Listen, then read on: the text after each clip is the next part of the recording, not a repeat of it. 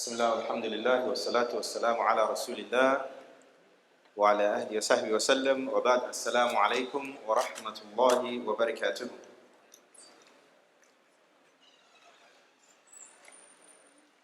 In the second rak'ah, the Imam recited a very powerful ayah that a lot of us, all the ayats of the Quran or ayats of the Quran are very powerful.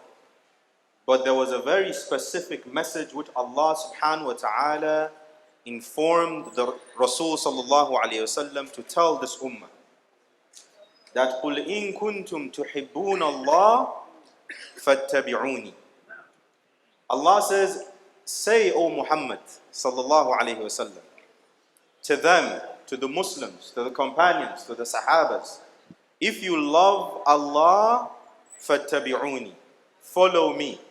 Follow my traditions, follow my sunnah, follow the narrations, the hadith and the actions. This is what comprises of the sunnah of the Prophet sallallahu alaihi wasallam. His character, the way he was, the way he interacted, his mu'amala, all of these things is why Allah has made him the best example for mankind. The Rasul sallallahu alaihi wasallam, one of the greatest traits and characteristics he had was generosity. And there was no time he was more generous than in Ramadan. In Ramadan, he was so generous. The description that was given of him was that he was as generous as the wind. Karrih, the wind. Why was wind used to describe his generosity?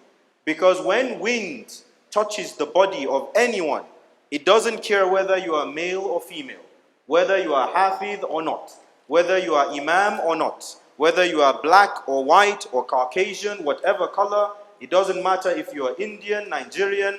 It doesn't matter if you are the one taking shahi or giving shahi. The wind will touch you regardless. That is how generous he was. Sallallahu alayhi wasallam. And in Ramadan it was more. Why am I bringing this?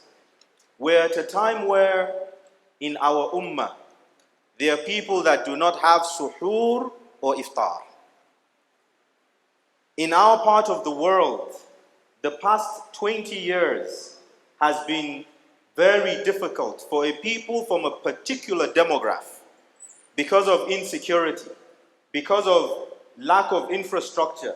So many things have become difficult that today, you have people that are performing iftar with leaves to break their fast.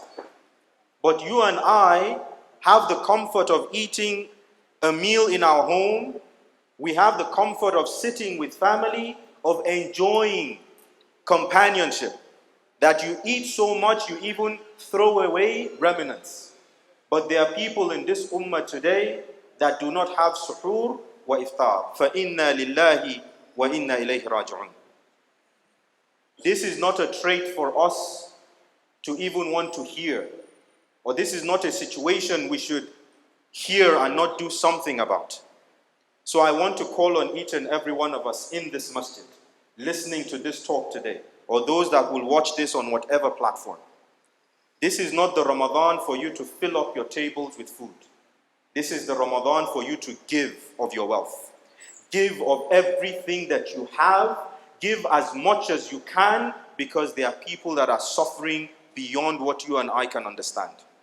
It is really hard and really difficult. Look, we know what is happening today in this country, for example, where the minimum wage of a worker, even a civil servant, cannot afford to buy a bag of rice. Sah? They can't afford to buy a bag of rice. Some that can even afford to are not buying bags of rice. They are cutting it into half or probably buying a quarter. So many people are in difficulty. Give of whatever you have. Don't be afraid of poverty. This is what Shaitan inspires in us. That, oh, if you give, you cannot pay the house rent. You cannot buy the car. You cannot buy fuel. Who gives you what you have? Is it not Allah? So give for His sake. Give for the sake of Allah. Feed people. Don't wait for anyone to tell you, go and do it. Go and do it. And this nasiha starts with even myself. I have sat and I have thought and I have rummaged in my head. What can I do? And so the first thing is to inspire people to do the good by setting an example myself. Each of you go back to your homes, to your families, take out what you have, give for the sake of Allah. How were the Sahabas able to do it? That their names are written in gold. Abu Bakr as-Siddiq said, I give everything for the sake of Allah. Allah elevated him. And these are the people we want to enter into Jannah with. أقول قولي هذا واستغفر الله لي ولكم والسلام عليكم ورحمة الله وبركاته.